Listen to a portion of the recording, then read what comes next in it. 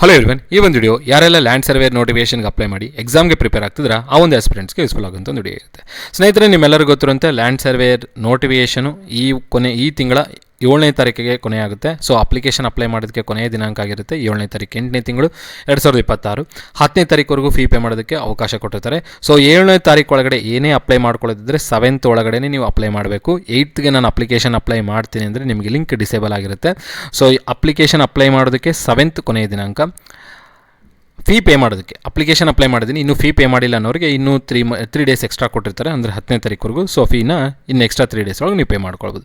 But 7th ಒಳಗಡೆ ಏನೇ ಇದ್ದರೂ ಅಪ್ಲಿಕೇಶನ್ ಅಪ್ಲೈ ಮಾಡಿಕೊಂಡು ರೆಡಿಯಾಗಿರಿ.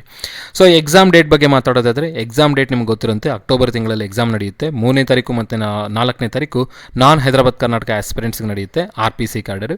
ಅದಾದ ನಂತರ ಹೈದರಾಬಾದ್ ಕರ್ನಾಟಕದವರಿಗೆ ಅದೇ ತಿಂಗಳು ಅಂದರೆ ಅಕ್ಟೋಬರ್ ತಿಂಗಳಲ್ಲಿ 23ರಿಂದ 25 ಏನೋ ಇರಬೇಕು. ಸೊ ಕೊನೆಯ ವಾರದಲ್ಲಿ ಹೈದರಾಬಾದ್ ಕರ್ನಾಟಕ ಆಸ್ಪಿರೆಂಟ್ಸ್ ನಡೆಯುತ್ತೆ. ಸೊ ಯಾರೆಲ್ಲ HK ಆಸ್ಪಿರೆಂಟ್ಸ್ ಇದ್ದೀರಾ, NHKಗೂ ನೀವು ಅಪ್ಲೈ ಮಾಡ್ಬೋದು. ಸೊ ಎರಡಕ್ಕೂ ಅಪ್ಲೈ ಮಾಡೋ ಕಾರಣದಿಂದ ಎರಡಕ್ಕೂ ಅಪ್ಲೈ ಮಾಡ್ಕೊಳ್ಳಿ. ಹೈದರಾಬಾದ್ ಕರ್ನಾಟಕ ಆಸ್ಪಿರೆಂಟ್ಸ್, ನಾನ್ ಹೈದರಾಬಾದ್ ಕರ್ನಾಟಕದವರಿಗೆ ಕೇವಲ ನಾನ್ ಹೈದರಾಬಾದ್ ಕರ್ನಾಟಕದಲ್ಲಿ ಮಾತ್ರ ಅಪ್ಲೈ ಮಾಡೋದು. ಸೊ ಆ ಒಂದು ಅಪ್ಲಿಕೇಶನ್ ಅಪ್ಲೈ ಮಾಡ್ಕೊಳ್ಳಿ. ಯಾರೆಲ್ಲ HKಗೂ ಮತ್ತು NHKಗೂ ಎಲಿಜಿಬಲ್ ಇದ್ದೀರಾ ಅಂದರೆ ಹೈದರಾಬಾದ್ ಕರ್ನಾಟಕ ಆಸ್ಪಿರೆಂಟ್ಸು, ನೀವು ಫಸ್ಟು ಒಂದಕ್ಕೆ ಅಪ್ಲೈ ಮಾಡಿ. 2ನೇ ಅಪ್ಲಿಕೇಶನ್ಗೆ ಬರೀ ₹100 ಮಾತ್ರ ಇರುತ್ತೆ.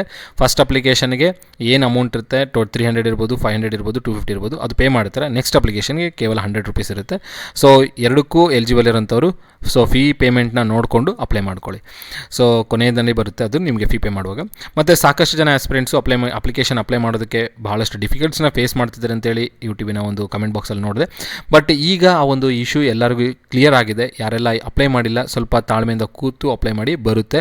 ಸಾಕಷ್ಟು ಜನ ಡಿಪ್ಲೊಮಾ ಆಸ್ಪಿರೆಂಟ್ಸ್ ಇರ್ಬೋದು, ಇಂಜಿನಿಯರಿಂಗ್ ಆಸ್ಪಿರೆಂಟ್ಸ್ ಇರ್ಬೋದು, ಟೆಕ್ನಿಕಲ್ ಮತ್ತು ಇಂಜಿನಿಯರಿಂಗಲ್ಲಿ ಸಿವಿಲ್, ಎಲೆಕ್ಟ್ರಿಕಲ್, ಸಿವಿಲ್ ಅವರಂತೂ ಹೇಗೋ ಅಪ್ಲೈ ಮಾಡ್ಕೊಳ್ತಾರೆ. ಎಲೆಕ್ಟ್ರಿಕಲ್, EC, ಇನ್ಸ್ಟ್ರುಮೆಂಟೇಷನ್ ಎಲ್ಲ ಆಸ್ಪಿರೆಂಟ್ಸ್ಗೂ ಅಪ್ಲೈ ಮಾಡ್ಕೊಂಡಿದ್ದಾರೆ. ಅದೇ ರೀತಿಯಲ್ಲಿ BSc ಆಸ್ಪಿರೆಂಟ್ಸ್ನು ಅಪ್ಲೈ ಮಾಡ್ಕೊಳ್ಬೋದು, ಅಪ್ಲೈ ಮಾಡ್ಕೊಳ್ಳಿ.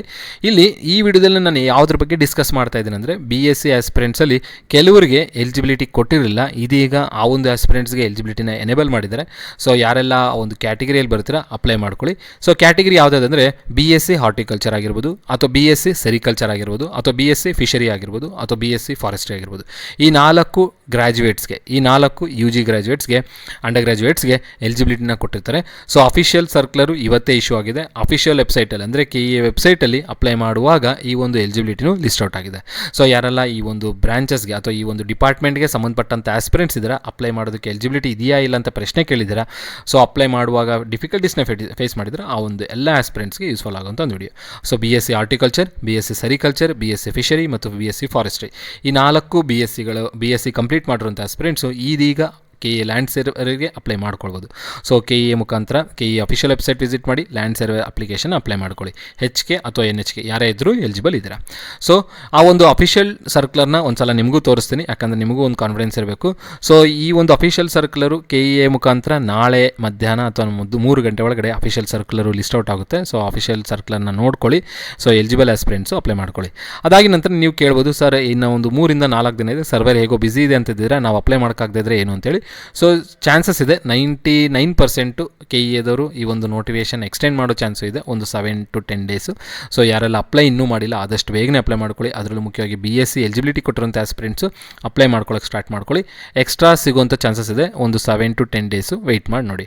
ನಾಳೆ ಒಂದು ಸರ್ಕ್ಯುಲರ್ನ ಲಿಸ್ಟ್ ಔಟ್ ಮಾಡ್ತಾರೆ. ಆ ಸರ್ಕ್ಯುಲರ್ನ ರಿಲೀಸ್ ಮಾಡಿದ ನಂತರ ಅದರೊಳಗಡೆ ಮೆನ್ಷನ್ ಮಾಡೋ ಚಾನ್ಸಸ್ ಇದೆ. ಒಂದು ಇದು ಒಂದು ಅಪ್ಲಿಕೇಶನ್ ಹಾಕೋದಕ್ಕೆ ಎಕ್ಸ್ಟೆನ್ಷನ್ ಡೇಟ್.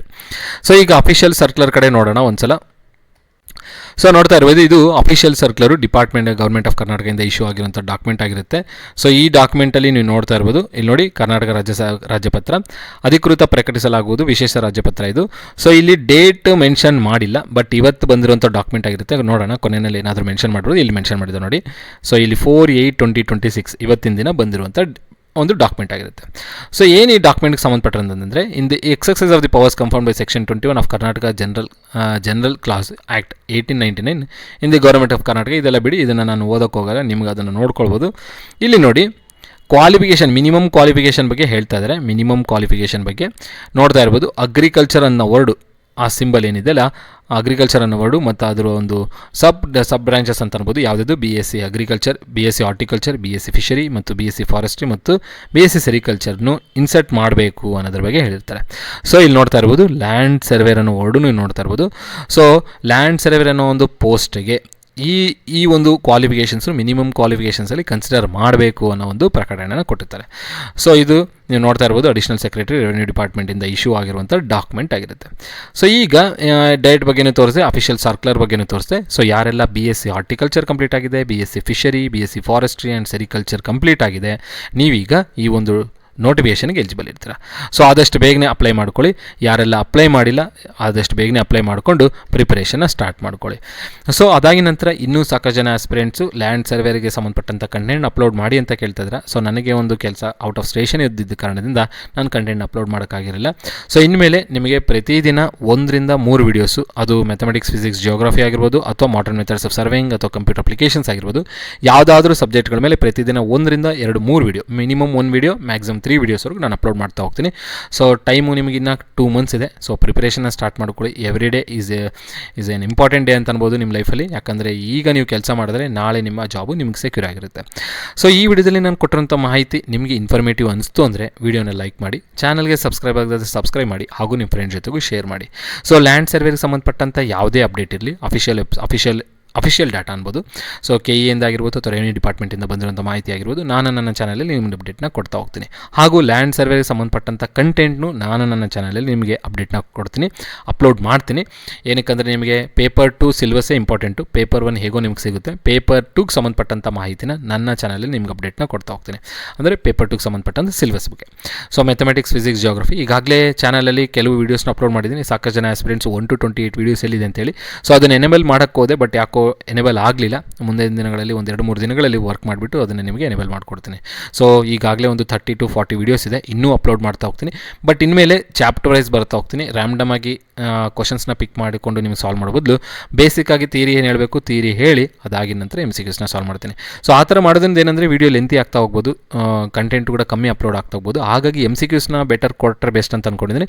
ಸೊ MCQsನ ನಿಮಗೆ ಮಾಡ್ತೀನಿ, ಥಿಯರಿ ಬದಲು MCQsನ ನಿಮಗೆ ಸಾಲ್ವ್ ಮಾಡ್ತಾ ಹೋಗ್ತೀನಿ. ಎಲ್ಲೆಲ್ಲಿ ಥಿಯರಿ ಹೇಳಬೇಕು ಅಲ್ಲಿ ಥಿಯರಿ ಹೇಳಿ MCQನ ಸಾಲ್ವ್ ಮಾಡ್ತೀನಿ. ಸೊ ಆ ಮುಖಾಂತರ ನಾನು ನಿಮಗೆ ಈ ಒಂದು ಎಂಟೈರ್ ಪೋರ್ಷನ್ನ ಕಂಪ್ಲೀಟ್ ಮಾಡೋದಕ್ಕೆ ಅವಕಾಶ ಸಿಗುತ್ತೆ. ಇಲ್ಲದಿದ್ದರೆ ನಾನು ಥಿಯರಿನೇ ಹೇಳಬೇಕು, MCQsನೂ ಮಾಡಬೇಕಂದ್ರೆ ಪೋರ್ಷನ್ಸ್ ಕಂಪ್ಲೀಟ್ ಆಗದೆ ಇರ್ಬೋದು. ಸೊ ಬೆಟರ್ ಪೋರ್ಷನ್ ಕಂಪ್ಲೀಟ್ ಮಾಡಬೇಕು, ಸಿಲೆಬಸ್ ಏನಿದೆ ಅದೆಲ್ಲ ಕಂಪ್ಲೀಟ್ ಮಾಡಬೇಕಂದ್ರೆ ನೇರವಾಗಿ MCQsನ ಸಾಲ್ವ್ ಮಾಡ್ತಾ ಹೋಗೋದು ಉತ್ತಮ ಅನಿಸುತ್ತೆ. But theoretical part like modern methods of serving and computer applications theory ಹೇಳಿ, ಬೇಸಿಕ್ಕಾಗಿ ಥಿಯರಿ ಹೇಳಿ ಆದಮೇಲೆ MCQsನ ಸಾಲ್ವ್ ಮಾಡ್ಕೊಡ್ತೀನಿ. ಸೊ ಅದಾಗಿ ನಂತರ ಮಾಕ್ ಟೆಸ್ಟ್ಗಳ ಬಗ್ಗೆ. ಸೊ ಈ ಒಂದು ಲ್ಯಾಂಡ್ ಸರ್ವೆ ಸಂಬಂಧಪಟ್ಟಂಥ ಮಾಕ್ ಟೆಸ್ಟ್ಗಳು ಕೂಡ ನಮ್ಮ ಹತ್ರ ಲಭ್ಯವಿದೆ. ಸೊ ಯಾರೆಲ್ಲ ಆಸ್ಪಿರೆಂಟ್ಸು ಕೋರ್ಸಿಗೆ ಜಾಯ್ನ್ ಆಗಬೇಕಂತಿದ್ರೆ ಕೋರ್ಸಿಗೆ ಜಾಯ್ನ್ ಆಗುವಂಥ ಆಸ್ಪಿರೆಂಟ್ಸ್ನು ಒಂದು ಪರ್ಟಿಕ್ಯುಲರ್ ನಂಬರ್ಗೆ ಟೆಕ್ಸ್ಟ್ ಮಾಡಿದ್ರೆ ನಿಮ್ಗೆ ಆ ಒಂದು ಕೋರ್ಸಿನ ಡೀಟೇಲ್ಸ್ನು ಕೊಡ್ತಾರೆ. ಸೊ ಕೋರ್ಸಿಗೆ ಕಾಂಟ್ಯಾಕ್ಟ್ ಮಾಡೋದಕ್ಕೆ, ಕೋರ್ಸ್ ಡೀಟೇಲ್ಸ್ಗಾಗಿ ಪಡೆದುಕೊಳ್ಳೋಕ್ಕೆ ಈ ಒಂದು ಪರ್ಟಿಕ್ಯುಲರ್ ನಂಬರ್ಗೆ ಟೆಕ್ಸ್ಟ್ ಮಾಡಿ ಅವ್ರು ನಿಮಗೆ ಹೇಳ್ತಾರೆ. 8861405848. ಸೊ ಇದು ಒಂದು ಪರ್ಟಿಕ್ಯುಲರ್ ನಂಬರ್ ನೋಡಿ, 8861405848. ಈ ಪರ್ಟಿಕ್ಯುಲರ್ ನಂಬರ್ಗೆ ನೀವು ಟೆಕ್ಸ್ಟ್ ಮಾಡಿದ್ರೆ ಕೋರ್ಸಿನ ಡೀಟೇಲ್ಸ್ನ ನಿಮಗೆ ಕೊಡ್ತಾರೆ. ಸೊ ಇಷ್ಟೇ ಹೇಳ್ತಾ ಈ ಒಂದು ವಿಡಿಯೋನ ಎಂಡ್ ಮಾಡ್ತೀನಿ. ಎಲ್ಲರಿಗೂ ಧನ್ಯವಾದಗಳು. Have A nice day.